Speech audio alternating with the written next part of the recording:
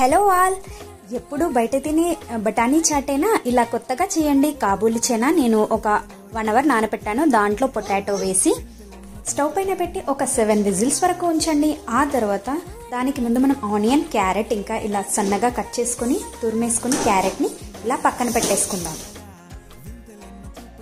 ఆ తర్వాత మనం ఉడికించిన వాటిని ఇలా స్మాష్ చేసుకొని పక్కన పెట్టేసుకొని ఇలా అవుతుంది. సో దాన్ని మనం పక్కన పెట్టి ఇలా గిన్నెలో ఆయిల్ అనేది 1 టేబుల్ స్పూన్ వేసుకొని దాంట్లో జీలకర్ర, ఒక చిన్న టొమాటో ముక్క కట్ చేసుకొని వేసుకోండి.